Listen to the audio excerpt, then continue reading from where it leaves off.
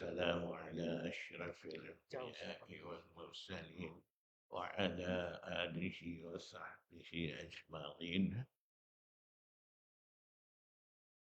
Sakit.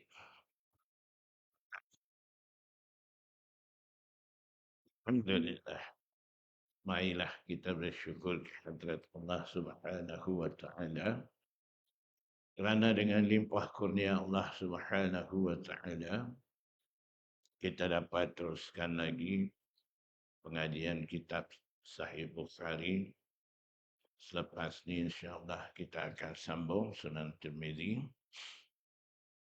Pada pagi ini insya-Allah kita akan sambung babul wudu'i marratan di situ. Imam Bukhari dalam kitab dia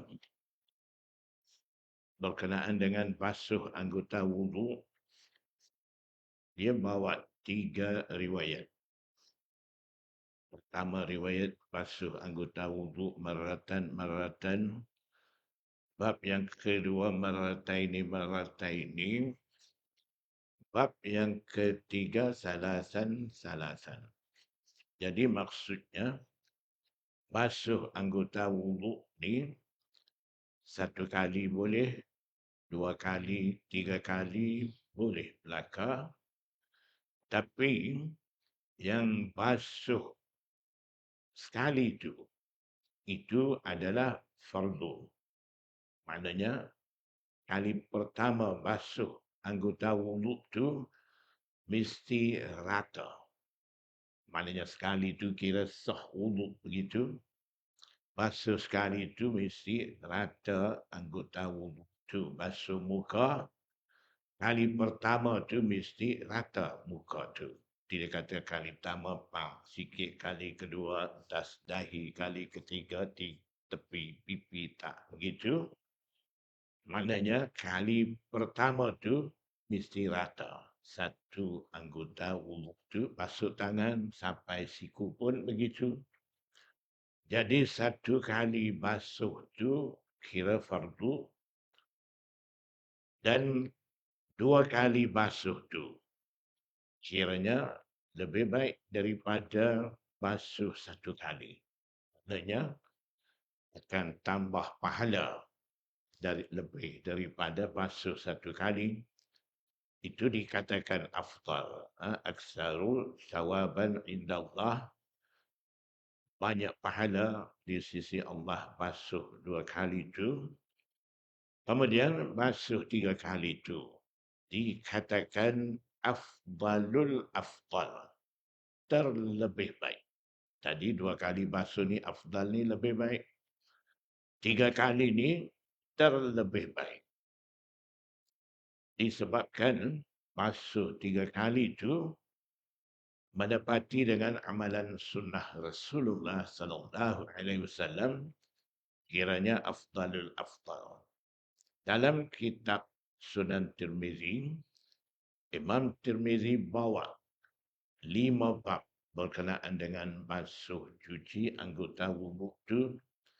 3 bab yang ada dalam Bukhari ini ada bersama dalam Sunan Tirmizi. Kemudian tambah 1 riwayat lagi, Nabi sallallahu alaihi wasallam basuh anggota wudu. 1 anggota wudu basuh 1 kali. 1 anggota wudu lagi basuh 2 kali. 1 anggota wudu pula basuh 3 kali. Dalam 1 wudu, Nabi sallallahu alaihi wasallam tunjuk perbezaan basuh anggota wudu itu. Jadi maksudnya dengan cara itu pun kiranya sah juga wudu seseorang itu. Jadi Imam Bukhari daripada bab 3 bab ni, dia hendak menyatakan bilangan basuh anggota wudu itu. Haddatsana Muhammad bin Yusuf qala haddatsana Sufyan an Zaid bin Aslama an Atha bin Yasar an Ibn Abbas qala tawadda an-nabiy sallallahu alaihi wasallam maratan.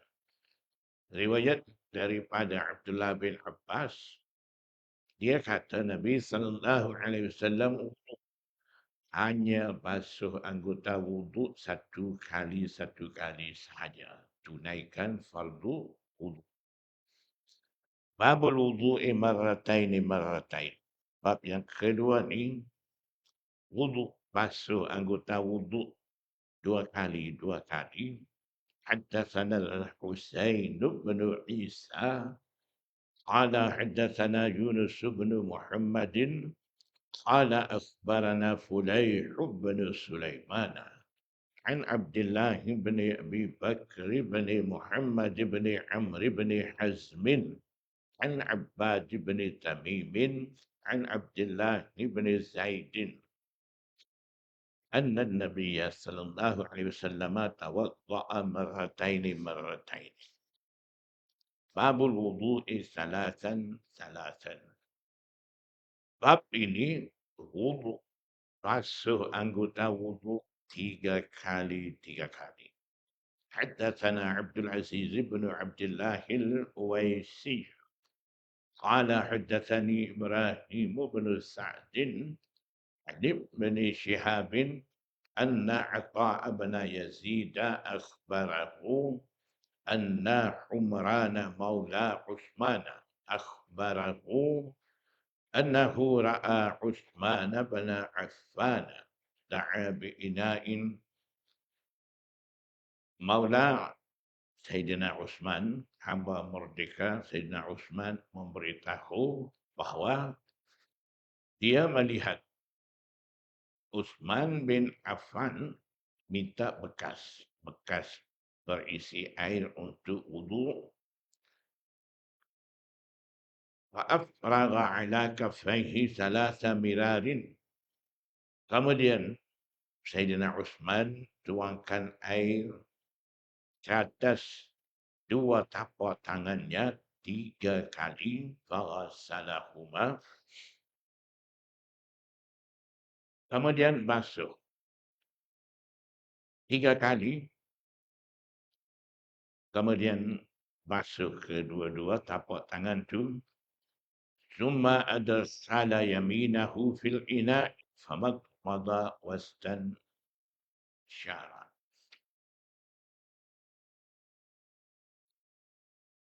Jin kosa. Sini sah.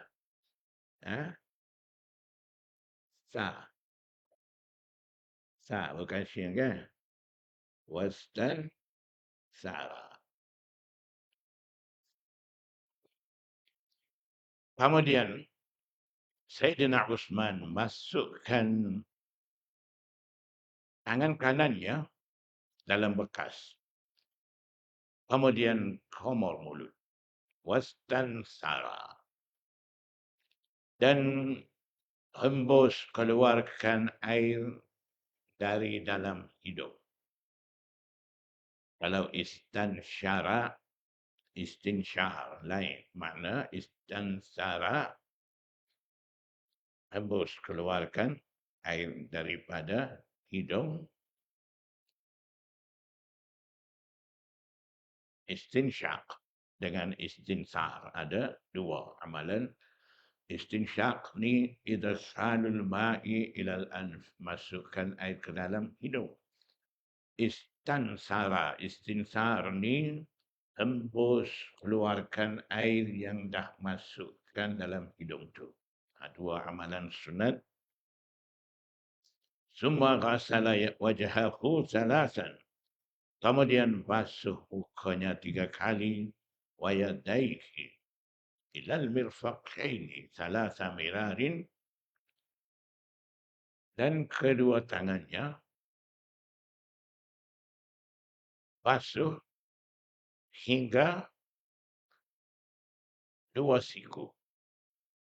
Hingga dua siku. Ilal mirfaqaini, di sini ila bermakna ma', bersama dua siku, bukan kata basuh sampai kat siku saja, tidak. Atas sikit. termasuk siku. Kalau hingga ni setakat siku. Ini termasuk ni maknanya atas sikit. Salah sama mirarin 3 kali juga. Cuma masaha bi ra'sihi. Kemudian sapu rambut kepalanya. Cuma ghasala rijlaihi salasa mirarin ilal ka'bain. Kemudian basuh kedua kakinya 3 kali hingga buku lali, termasuk buku lali. Cuma qala. Kemudian Sayyidina Uthman kata, qala Rasulullah sallallahu alaihi wasallam, Nabi sallallahu alaihi wasallam bersabda, man tawadda'a nahwa wudu'i hadza. Sesiapa berwudu umpama wuduku ini, cuma salat raka'atain. Kemudian semayang 2 rakaat.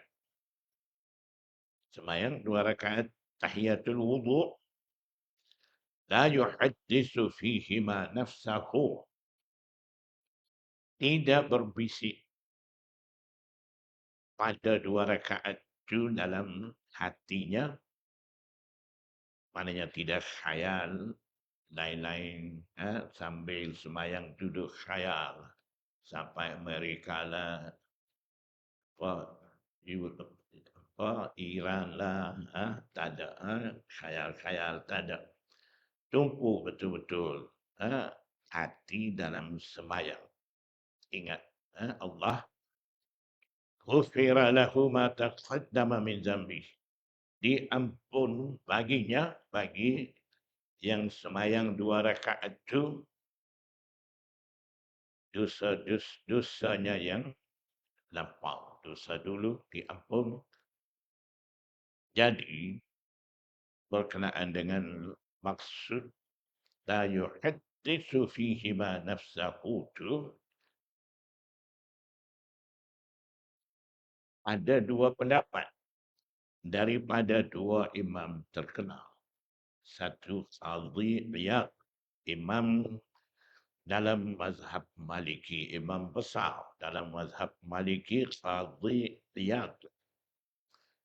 Yang seorang lagi Allama Imam Nawawi, masyhur dalam mazhab Syafi'i.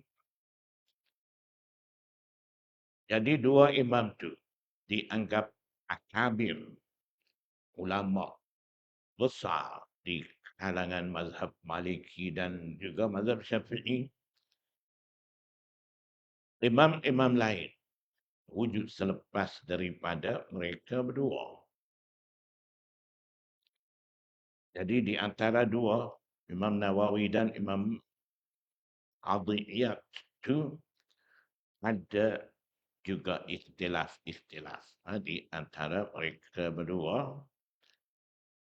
Jadi berkenaan dengan la yuhadditsu fihi ma nafsahu tu pun di sisi Qadhi Iyad dan Imam Nawawi ada ikhtilaf. Qadhi Iyad kata apa? Dia kata maksud la yuhadditsu fihi ma nafsahu tu, tengah semayang tu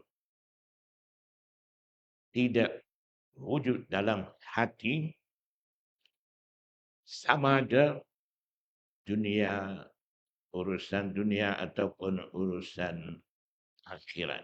Tidak terlintas satu pun. Dan juga lintasan itu dengan sendiri ataupun sengaja berfikir-fikir, semuanya tidak boleh ada tengah semayang itu. Itulah maksud tidak berbisik dalam 2 rakaat semayang itu dalam hatinya sendiri. Dan Imam Nawawi pula, dia kata umur ghair ikhtiyariyah, urusan-urusan dan terlintas dengan tidak sengaja. itu tidak termasuk dalam la yuhadditsu fihi ma nafsahu tu. Jadi urusan-urusan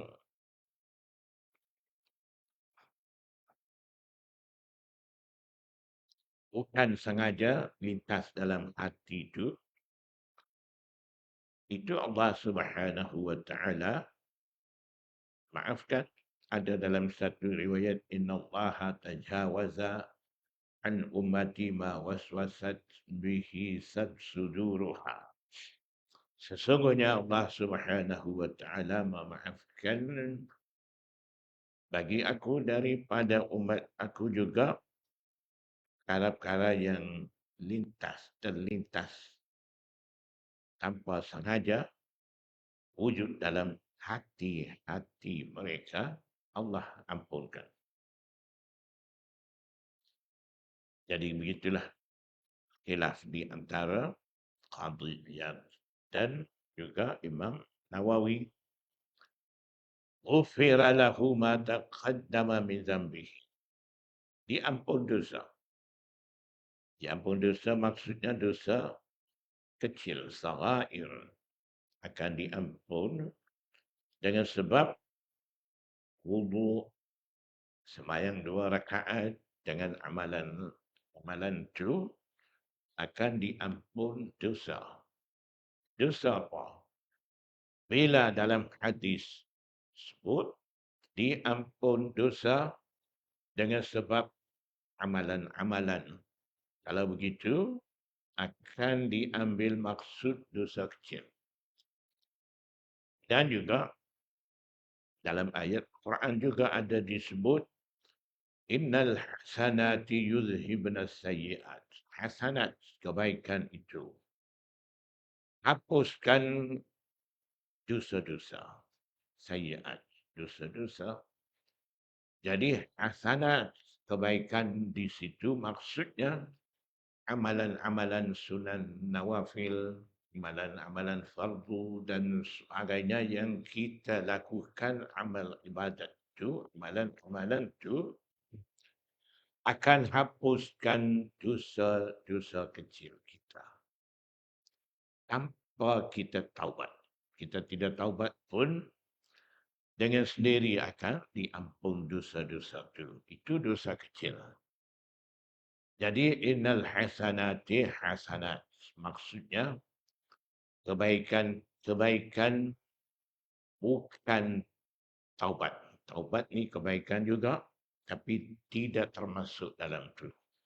Sebab taubat ni bagi orang melakukan dosa besar. Dalam Al-Quranul Karim dah sebut illa man taba. Dosa besar ni akan diampun, tidak akan diampun malaikat bagi mereka yang taubat. Syarat diampun dosa besar ni taubat, menyesal dan tinggal terus dosa besar itu. Nah, itu syarat untuk diampun dosa besar itu. Dan juga Imam Syah Waliullah Muhaddis Hindi Ad-Dahlawi. Sebelum ni pun saya ada bagi tahu dah juga. Dalam hadis, selama mana dia mengajar puluh-puluh tahun mengajar hadis, dia dapat teliti berkenaan dengan diampun dosa disebabkan wudu, sembahyang dan amal ibadat ni. Dia kata dia jumpa 4 istilah diguna dalam hadis. Pertama, zanbun, jamak. Dia zunubun dosa, zanbun, zunub, jamak. Khati'atun, dosa juga jamak. Dia khataya, zanbun, zunub. Khati'atun, khataya. Yang ketiga, sayyi'atun. Dosa juga jamak dia sayyi'atun. Yang keempat, maksiatun. Dosa. Jamak dia ma'asi. Ada 4 istilah selalunya guna dalam hadis. Jadi Syah Waliullah Muhaddis Hindi Ad-Dahlawi dia kata, tiga istilah pertama selain daripada maksiatun tu, zanbun, khati'atun, sayyi'atun, tiga istilah tu bila kita jumpa dalam hadis, diampun dosa dengan sebab amalan tu, amalan ni, di situ akan ambil makna dosa kecil. Kalau sebut ma'asi, maksiatun dalam hadis, itu dosa besar. Itu dah ada fakta daripada Syah Waliullah Muhaddis Hindi Ad-Dahlawi.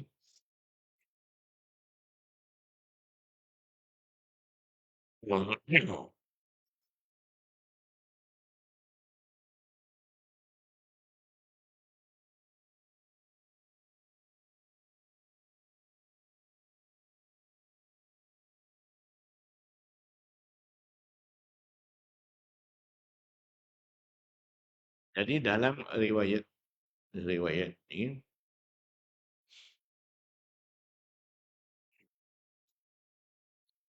banyak amalan-amalan disebut diampun dosa dengan sebab amalan-amalan itu. Pertama, wudu. Yang kedua, semayang. Yang ketiga, semayang Jumat.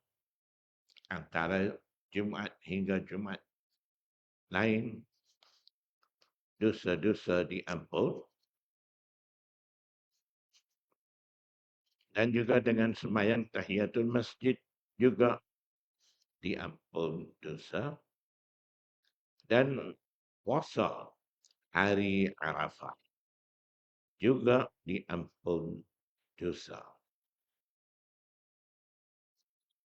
Jadi semua riwayat-riwayat ni akan mengambil maksud dosa kecil.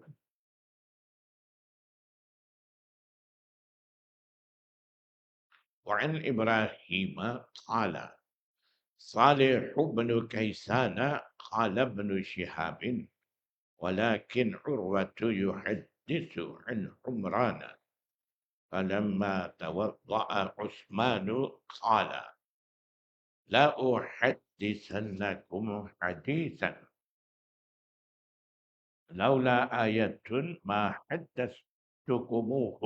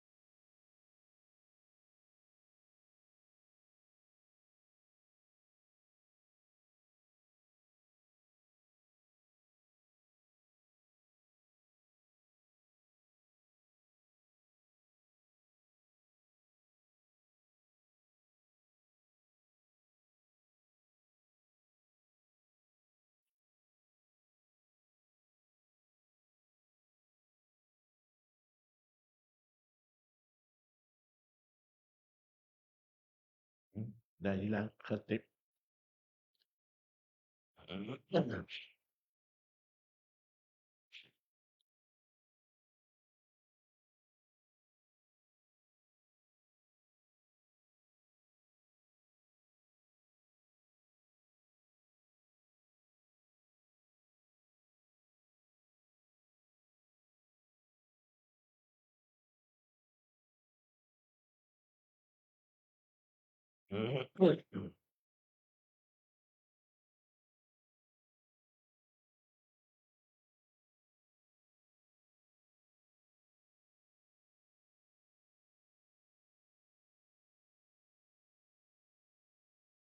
Falamma tawadda'a Uthman.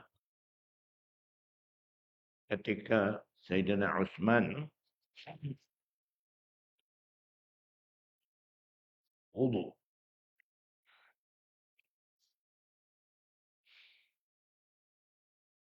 Qala, Sayyidina Uthman kata, la uhaddithannakum hadithan. Tentunya aku akan menceritakan, meriwayatkan kepada kamu satu hadis. Laula ayatun ma haddatstukumuhu. Seandainya tidak ada satu ayat itu, ayat maksudnya di sini, innal ladzina yaktumuna ma anzalna. Innal ladzina yaktumuna ma anzalna, sesungguhnya mereka yang sembunyikan apa-apa yang kami turunkan. Jadi ugutan terhadap penyembunyian ayat Quran dan hadis Rasulullah, dosa besar. Jadi sekiranya tidak ada ayat itu, tentu aku tidak meriwayatkan hadis kepada kamu. Sebab apa? Tak mau riwayat, takut tersalah menyampai ataupun takut-takut jadi kepalsuan dalam penyampaian. Sami'tu Nabi sallallahu alaihi wasallam yaqul. Aku dengar Nabi sallallahu alaihi wasallam bersabda, la yatawadda'u rajulun. Seorang lelaki tidak wudu. Fayuhsinu wudu'ahu. Tidak wudu maksudnya seorang lelaki tidak wudu illa ghufiralah. Malaikat bila dia wudu diampun dosa. Wudunya fayuhsinu ay fayukmilu. Ikmal, sempurna. Wudunya sempurna. Sempurna wudu ni maksudnya yang mengambil air semayang tu jaga semua amalan wudu daripada mula basuh tangan sampailah basuh kaki, semua amalan fardu wudu, sunan wudu, adab, mustahabat, wajibat dalam wudu, semuanya dia lakukan. Tidak kata basuh muka, niat wudu basuh muka. Basuh tangan sampai siku, masah, lepas tu basuh kaki. Bukan setakat itu saja. Semua daripada mula basuh tangan sampai pergelangan tangan, komor mulut 3 kali, apa semua sekali. Sempurnakan. Nah, itulah maksud seorang lelaki sempurnakan wuduk dengan cara itu, kemudian dia semayang 2 rakaat. Seperti mana disebut tadi. Illa ghufira lahu ma bainahu wa bainas salati hatta yusalliha. Malaikat diampun baginya dosa di antaranya dan di antara semayang sehingga dia selesai semayang itu. Qala Urwatu al-ayatu. Urwah jelaskan. Dia kata ayat maksud dalam hadis tadi, laula ayatun ma haddatstukumuhu. Ada sebut ayat di situ, maksudnya innal ladzina yaktumuna ma anzalna. Ayat ini.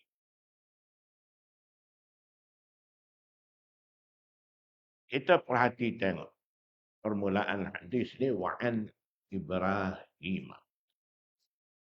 Bukan kata seperti sanad-sanad biasa haddatsana mula haddatsana, tidak.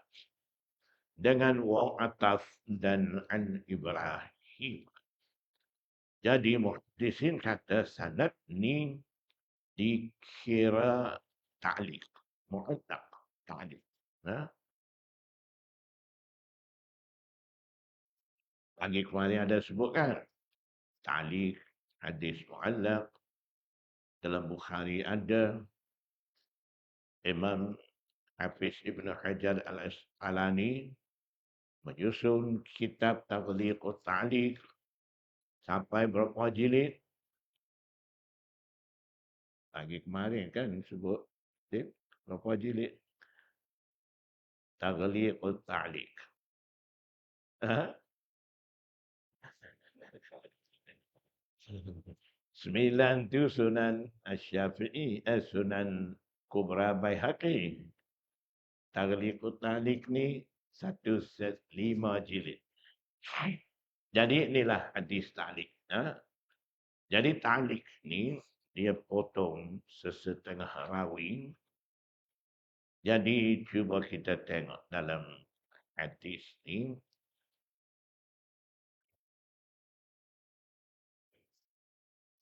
Ada waw ataf. Jadi dia sambung kepada Haddatsani Ibrahim bin Sa'din di situ. Ani bin Syihab. Jadi maksudnya Ibrahim riwayat daripada Ibnu Syihab tu sambung sanad di situ. Tadi hari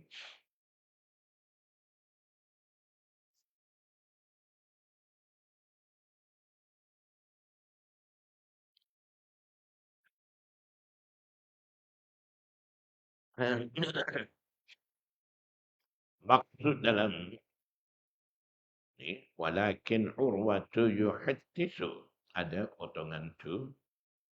Maksud dia Imam Ibnu Syihab Zuhri dia ada dua syekh. Bagi dia ada dua orang syekh.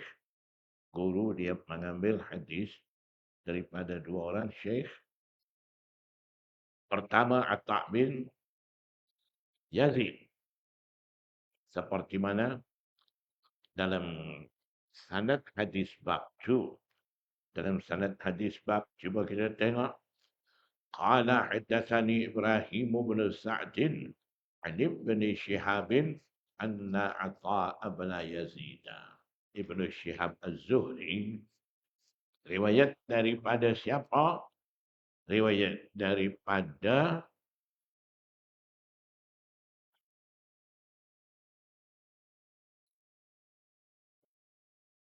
Atta' bin Yazid.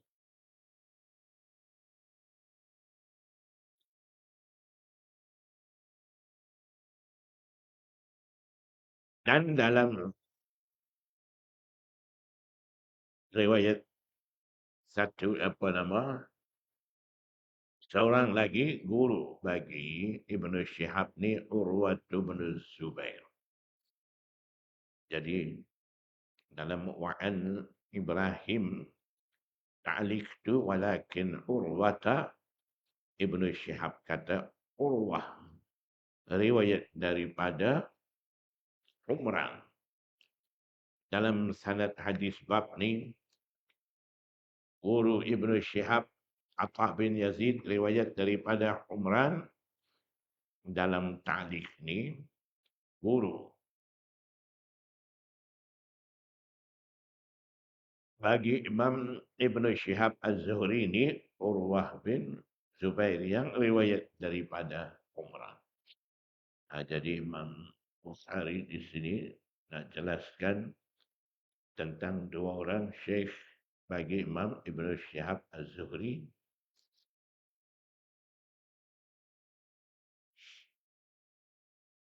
Babul istisna istinsari fil wudu. Bab ini berkenaan dengan istinsar, hembus keluarkan air daripada hidung, air yang dah masukkan ke dalam hidung tu.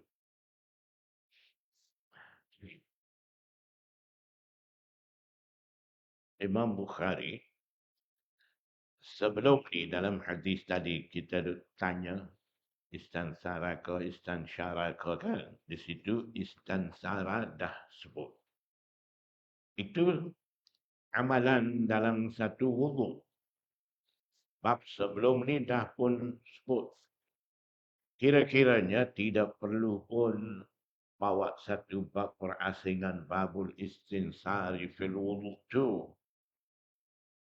Tapi Imam Bukhari bawa bab perasingan. Tujuannya Imam Bukhari nak menyatakan istinsar ni lebih penting daripada madmadah koma mulut.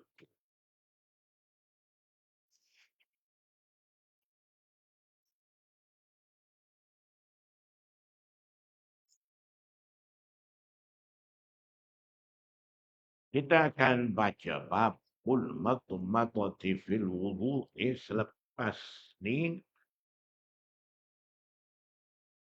kita akan jumpa di mana babul istijmari witran satu bab. Babu ghasli rijlaini wala yamsahu ala qadamaini. Dua bab kan? Selepas dua bab tu barulah babul fil madh, babul madmadati fil koma mulut. Jauh koma mulut tu. Jadi tertib wudu ni. Koma mulut dulu ke? Masukkan air ke dalam hidung, keluarkan air tu dulu ke? Kalau ikut satu riwayat tu buat bersama 3 kali dengan ambil satu cebok air tu, madmadah istinsyak sekali. Dalam riwayat lain yang amalan sunnah Rasulullah SAW-nya koma mulut dulu 3 kali, kemudian barulah istinsyak dan istinsar tu. Kalau begitu, kenapa Imam Bukhari tidak mendulukan babun fil madmadah tu? Kenapa babul istinsar fil wudu dulu? Jadi terbalik dengan tertib wudu tu, patut bawalah babun fil madmadah dulu. Kemudian barulah babul istinsari fil wudu. Tapi Imam Bukhari buat terbalik di sini.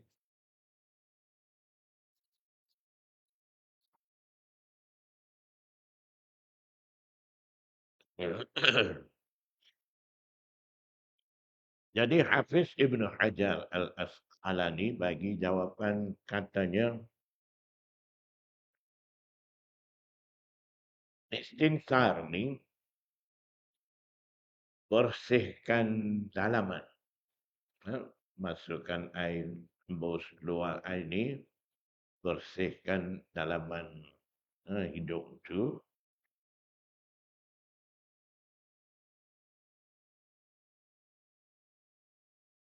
Jadi bila masuk air dalam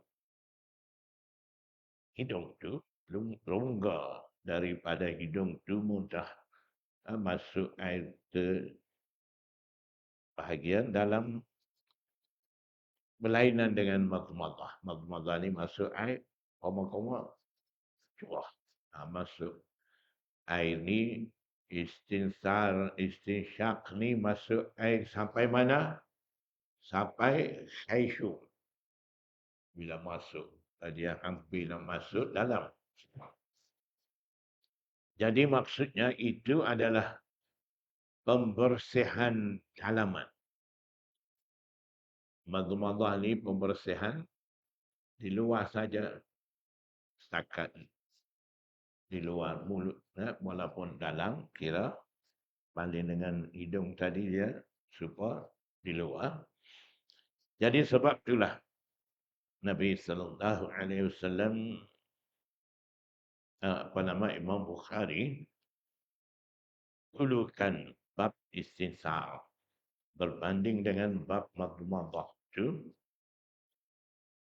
Dan sesetengah ulama pula buat alasan di sini katanya Imam Bukhari nya tahu di sisi sesetengah ulama masukkan air ke dalam hidung itu kiranya wajib, tidak setakat sunat saja wajib. Seperti mana di sisi Imam Ahmad bin Hanbal dalam mazhab Hanafi. Hanafi pula dalam mazhab kembali istinsar ni wajib. Masukkan air ke dalam mulut, koma mulut ni sunat.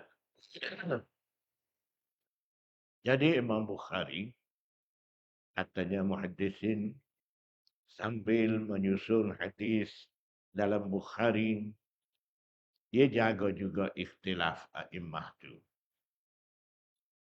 Kita ni sambil baca hadis, tidak jaga ikhtilaf a'immah, kita singkir a'immah.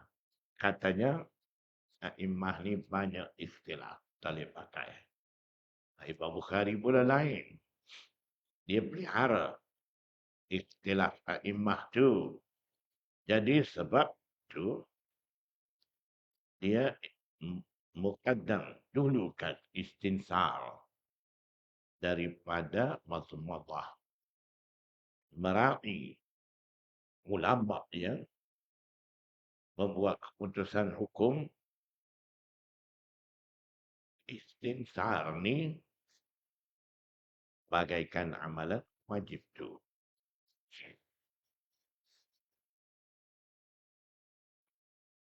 Amalan madmadah dan istinsar ni di sisi Syafi'iyah, ulama Syafi'iyah dan Malikiyah, istinsar dan istinsyaq, masukkan air ke dalam hidung sampai khayshum, kemudian hembus keluar air itu di luar hidung, keluar hidung. Itu dua-dua amalan itu masnun ketika mandi dan juga ketika wudhu. Masnun, sunat saja. Di sisi Ahnaf, istinsar dan istinsyaq ni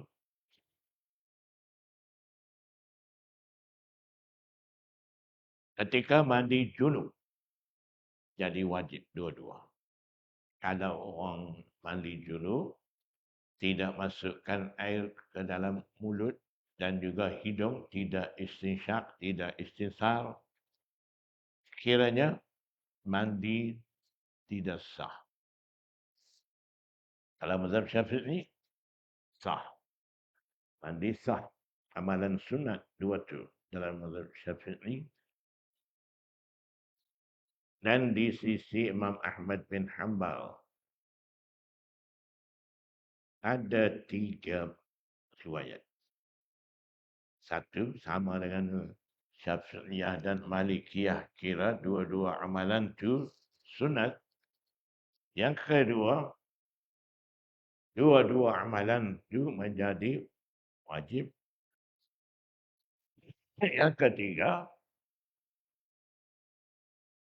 istinsar itu wajib jika mandi dan juga wudhu.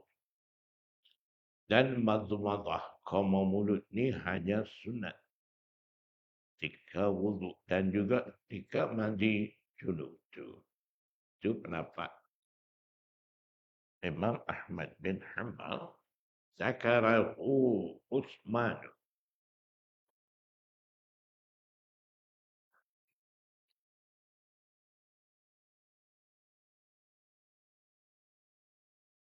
Ada sebut babul istinsari fil wudhu ni Kemudian sebut zakarahu Utsman. Jadi Sayyidina Utsman menyebut keputusan itu dan tidak disebut sanad.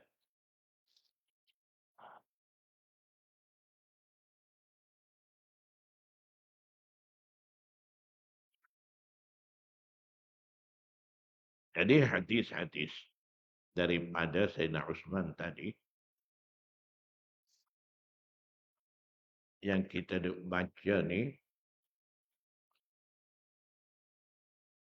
hadis yang ke berapa?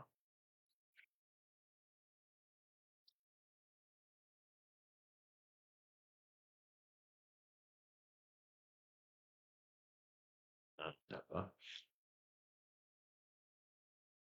Baik. Gitulah keputusan daripada Imam Bukhari. Dulu kan istinsar daripada madmadah itu.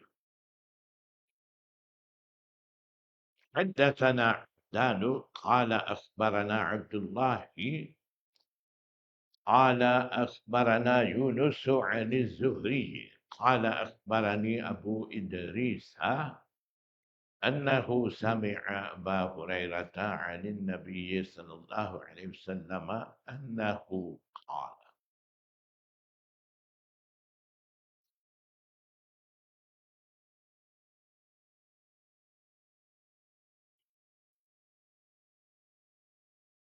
Riwayat daripada Abu Idris. Dia kata dia dengar Abu Hurairah riwayat daripada Nabi sallallahu alaihi wasallam annahu qala. Nabi sallallahu alaihi wasallam bersabda, "Man tawadda'a falyastansir." Sesiapa wudu, hendaklah dia hembus keluarkan air dari hidung. Jadi bila suruh buat istinsar dalam hadis,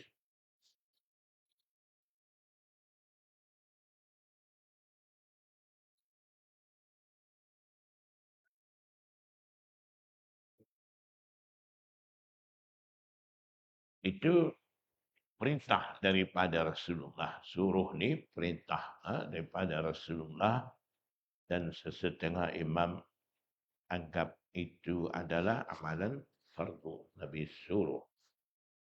فليستنصر tu istinsar tu wa man istajmara falyutir.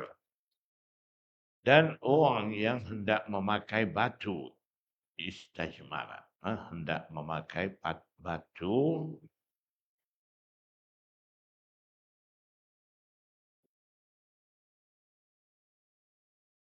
falyutir, maka hendaklah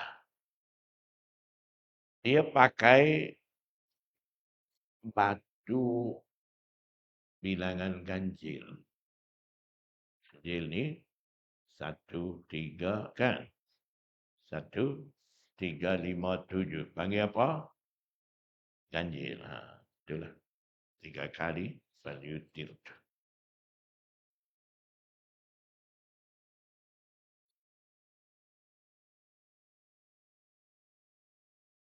Babul istijmari witran.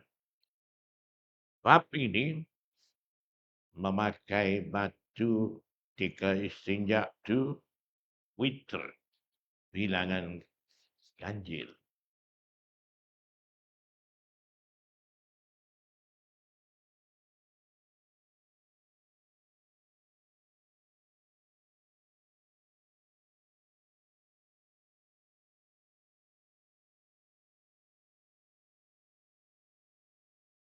Jadi bila hendak memakai batu itu kita ke mana? Jika istinja kan. Tengok Imam Bukhari punya Tarjumatul Bab tu. Yang tadi tu masalahnya istinsar dulu daripada madmadah. Patutnya wudu ni kau mau mulut dulu. Madmadah dululah. Sekarang ni Dua amalan wudu pun dah depan, belakang, muqaddam, muakhir dah. Masuk mari memakai batu atas ganjil pula. Tengah dia wudu. Jadi lintang bukanlah. Jadi sebab tu muhaddisin kata kitabul wudu ni memeningkan kepala. Jadi sekejap dia wudu, sekejap buang air pula, basuh, cuci dengan batu pula. Jadi apa? Tapi di sisi muhaddisin mereka tahu sebab Imam Bukhari bawa bab-bab begitu.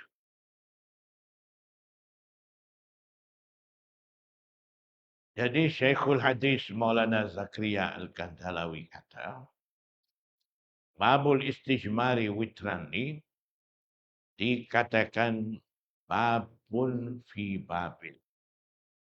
Bab ni dalam bab juga, bab sebelum ni juga. Jadi babul istijmari witran ni sebahagian daripada bab sebelum babul istinsari fil wudu. Dalam tu dah sebut wa man istajmara falyutir tu kan, dah sebut pun. Jadi bahagian tu keluarkan. Jadi satu bab.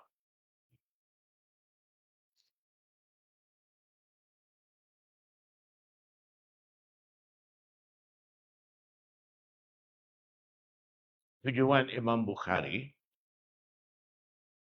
apabila istinja pakai batu tidak boleh kurang daripada 3 batu. Dalam mazhab Syafi'i macam mana? Istijmar pakai batu ketika istinja ni tidak boleh kurang daripada 3 batu. Jadi berdasarkan hadis tu, istinja bila pakai batu tu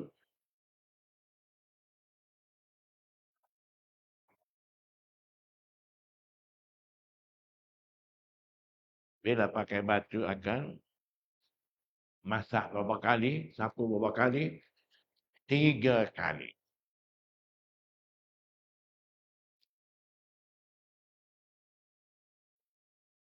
Jadi kalaulah istinja bil ahjar tu mesti lakukan 3 kali. Tak boleh kurang daripada 3 batu. Lebih-lebih lagi, istinsar juga patutnya lakukan 3 kali juga. Jadi nak kemaskan hukum taslis istinsar tu. 3 kali. Masukkan air ke dalam hidung dan hembus keluarkan air daripada hidung. Dan kemaskan di situ.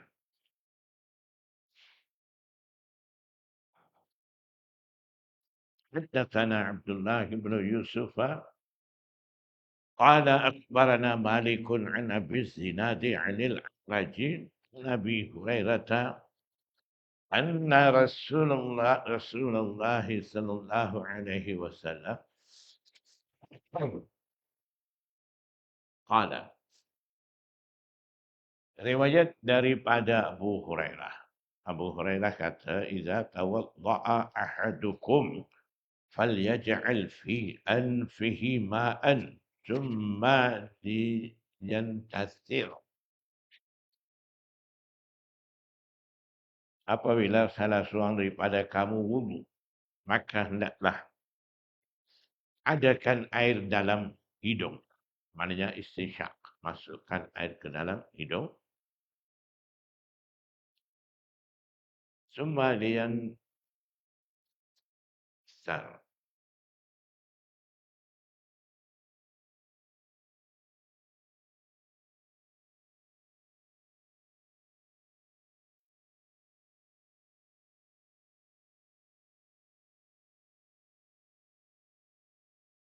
Dah masuk air ke dalam hidung, kemudian istinsar, hembus keluarkan air daripada hidung. Waman istajmara falyutir. Orang hendak memakai batu, bawalah 3 batu. Dalam riwayat lain ada sebut Nabi sallallahu alaihi wasallam larang daripada memakai kurang daripada 3 batu ketika istinja bil ahjar. Baik. Dalam Sunan Tirmizinya ada 2 riwayat berlainan. Satu riwayat kata apa? Imam Bukhari, Nabi sallallahu alaihi wasallam larang jika istinja dengan batu tak boleh kurang daripada 3 batu. Satu riwayat lagi bercanggah dengan riwayat ni. Dalam riwayat itu Nabi sallallahu alaihi wasallam istinja. Abdullah bin Mas'udnya cari 3 batu untuk cuci istinja itu. Kemudian mai bagi Rasulullah SAW ajaran 2 batu. Satu lagi rausun. Raus ni tahi binatang yang kering.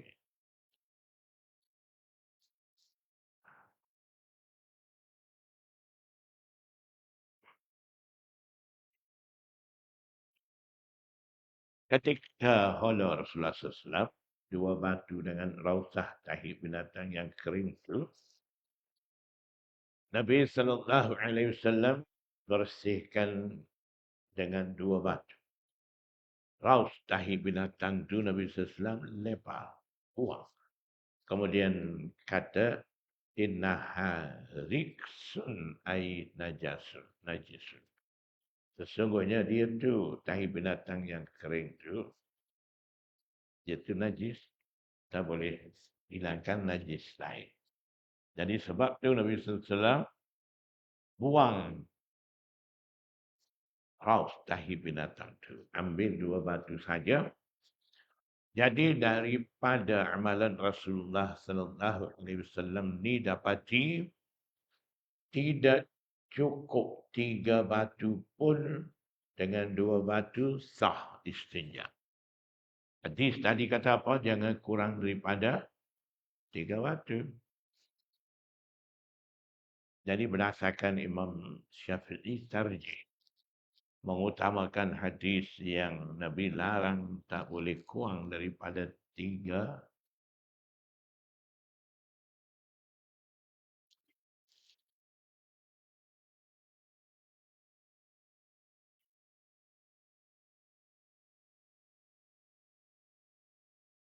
batu tu di sisi Imam Syafi'i utamakan riwayat tu di sisi Imam Abu Hanifah. Imam Abu Hanifah kata al-aslu an-naqa. Yang pentingnya di sini memakai batu ni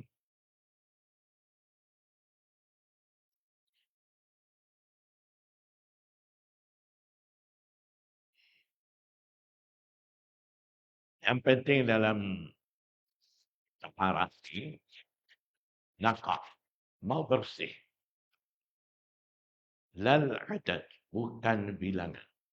Jadi Imam Abu Hanifah kira begitu bilangan tidak penting asalkan dapat bersihkan.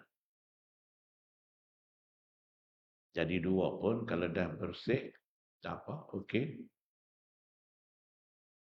Jadi Imam Syafi'i amal riwayat kata jangan kurang 3 batu tu. Dalam mazhab Syafi'i dasarkan hadis tu dah buat hukum. Istinja tak boleh kurang daripada 3 batu ketika istinja bil ahjar tu. Nah pula kata tidak ada syarat. Mesti istinja 3 batu. Sebab ada Nabi SAW sendiri tidak cukup 3 batu. Dengan 2 batu saja istinja boleh.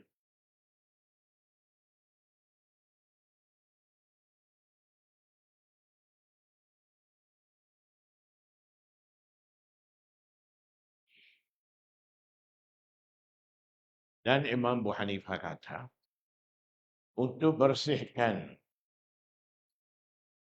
najis tu, 2 batu cukup. Kalau nak pakai 3 batu, lagi baik. Jadi 2 ni harus guna 3 batu istinja ni afdal. Lebih baik. Disebabkan menepati amalan sunnah Rasulullah SAW, buat satu-satu amalan ulang 3 kali. Sebab di sisi Imam Malik juga, Ahmad bin Hanbal juga,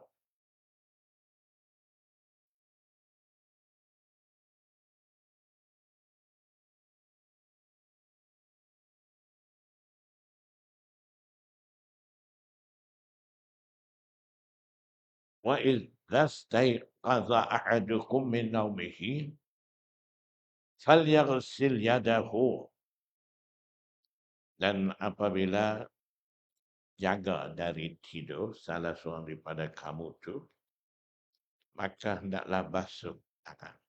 Bangun tidur, basuh tangan dulu.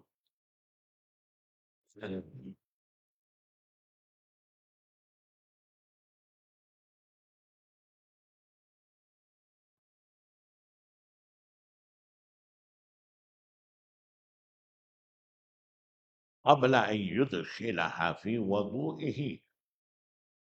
Baca apa? Waw tu dengan baris di atas. Wudu. Bukan baca dengan dhammah wudu. Tidak. Wudu ni amalan perbuatan kita, laksanakan cara mengambil air semayang tu. Dipanggil wudu. Baris di atas ni ma'ul lil wudu. Air untuk wudu tu. Air untuk wudu tu panggil wudu. Amalan basuh muka, basuh tangan, masak, basuh, cuci kaki, itu wudu.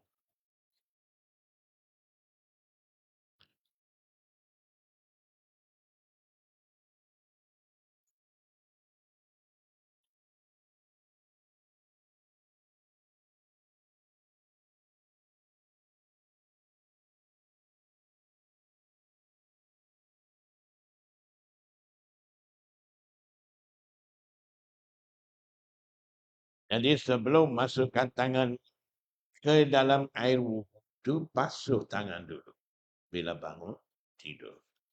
Fa inna ahadakum la yadri aina batat yaduhu. Sebab apa suruh basuh tangan? Kerana salah seorang daripada kamu tidak tahu, tidak pasti tangan tu bermalam di mana. Salah. Dia tidur dalam keadaan dia tidak sedar. Garuk di tempat keluar najis makhraj tu, walaupun dah basuh cuci, air najasahnya dah hilang, tak ada apa. Tapi dia pergi sentuh. Mungkin berpeluh. Basah tangan dengan tempat basah keluar najis tu.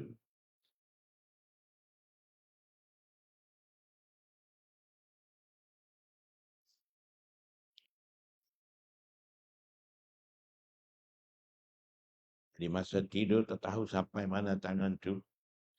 Ataupun tengah tidur.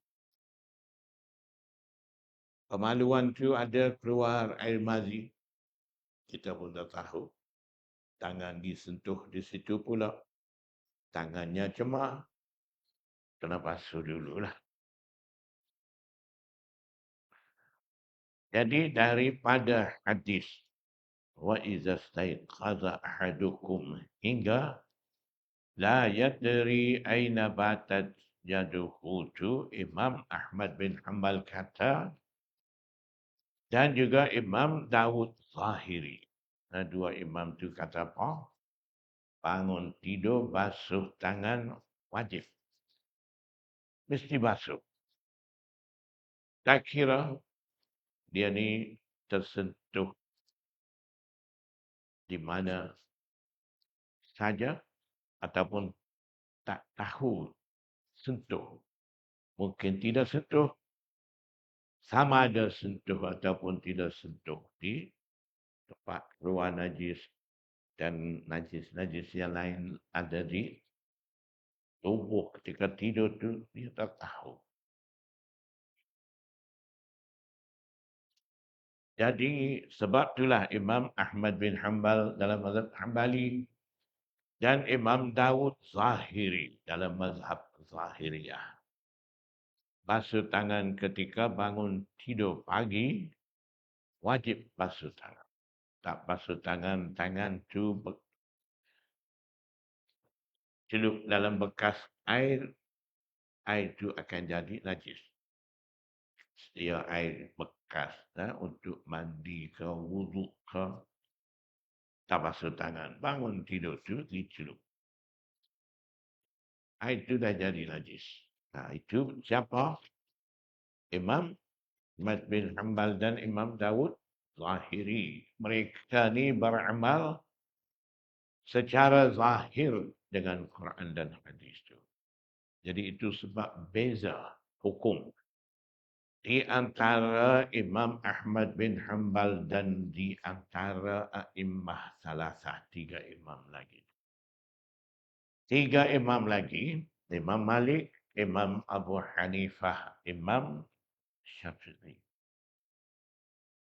Tiga imam ni, tidak kata jumpa ayat, jumpa hadis, ambil makna zahir begitu, buah hukum selalu tidak.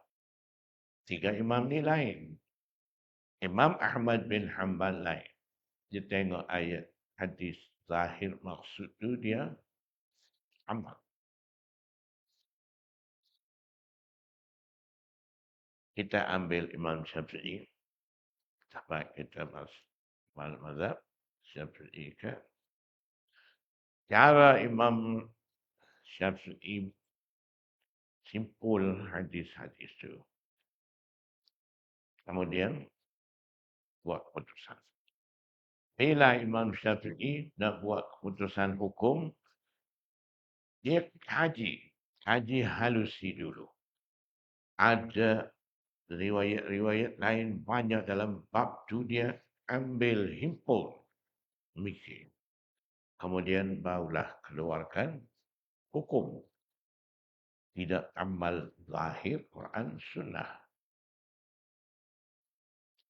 Jadi Imam Syafi'i ini dia kaji. Nabi sallallahu alaihi wasallam bersabda hadis ni bangun tidur ni basuh tangan. Sebab tangan ni tak tahu bermalam di mana ni. Hadis tu. Nabi sallallahu alaihi wasallam bersabda di mana? Tepat mana? Masa mana? Bersabda hadis itu tuju kepada golongan mana? Dan ketika Nabi sallallahu alaihi wasallam bersabda hadis ini, bangsa Arab itu pakai kain ke pakai seluar. Kalau kita fikir, lah Imam Syafi'i ini tak ada pasal-pasal orang tidur tu pakai seluar ke pakai kain ke, ikut dia lah. Apa kena mengena dengan hukum nak buat putusan daripada hadis ni? Itulah kita tak mahu imam-imam ni. Bukan dia fikir. Kemudian buat hukum bukan juga. Tidak betul. Sedap selalu. Sebab tu kita amal terus Quran Sunnah. Tak perlu lah. Pada imam-imam. Jadi begitu. Setengah bawa. Pandaian dia macam itulah. Nak terwujud ikut ijtihad Imam Mazhab tu. Dia buat modal begitu. Jadi, Imam Syafi'i kaji lagi ketika Nabi sallallahu alaihi wasallam bersabda hadis ni pada waktu mana. Dan cuaca ketika tu sejuk ke panas.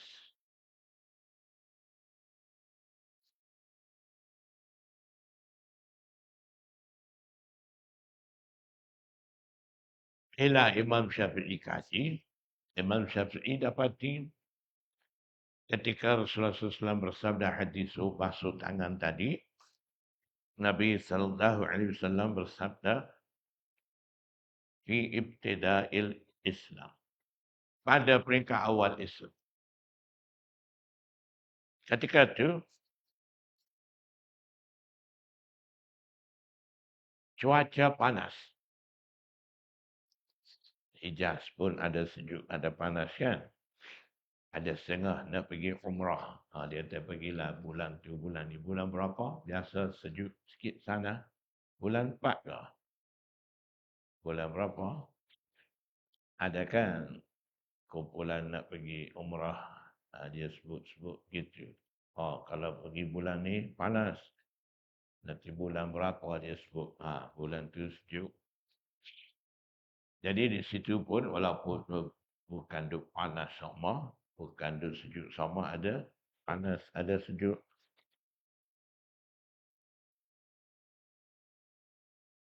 Jadi Imam Syafi'i dapat haji ketika Rasulullah sallallahu alaihi wasallam bersabda hadis ini, cuaca di Madinah di Hijaz tu panas. Waktu tu waktu awal Islam. Di mana ketika itu bangsa Quraisy ni istinja dengan batu, tidak basuh dengan air lagi masa itu. Kemudian daripada itu barulah Nabi sallallahu alaihi wasallam ajar istinja bil ma', basuh cuci dengan air itu. Kemudian Nabi sallallahu alaihi wasallam bagi tahu basuh cuci dengan batu pun boleh asalkan hilang ain najasah daripada makhraj tempat keluar itu.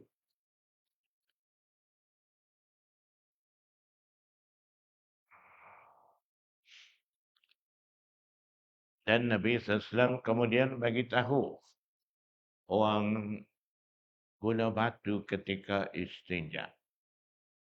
Sapu bersihkan dengan batu dulu, kemudian basuh dengan air lagi. Rasulullah SAW bagi tahu itu lebih bersih, lebih baik. Dan Imam Syafi'i dapati ketika Nabi SAW bersabda hadis itu, bangsa Quraisy ni pakai kain, tidak pakai seluar. Sekarang ni pakai seluar, pakai jumpah. Mudah. Zaman Rasulullah SAW pun pakai jumpah juga, tapi pakai kain. Kemudian Nabi SAW satu ketika pakai seluar. Sahabat-sahabat pun ikut pakai jugalah seluar. Kemudian Nabi SAW tak pakai dah seluar, pakai kain. Jadi ada sahabat pakai kain saja pun ada pakai seluar, kemudian atas tu pakai kain pula, dua-dua amal. Ada gitu. Jadi setelah Imam Syafi'i dapat kaji semua perkara itu, barulah dia buat keputusan hukum. Ini cara tiga imam haji, hadis dan Quran nak keluarkan hukum. Cara mereka begitu, teliti dan mikir secara halusi, kemudian barulah buat hukum. Jadi Imam Syafi'i kata apa? Selepas dia dapat kaji semua perkara itu, kalau orang tu tidur dalam keadaan pakai kain cuaca panas, kain ini dibebangi terbuka aurat. Jadi maksudnya pakai kain tidur ni tangan mudah sampai mana-mana tempat.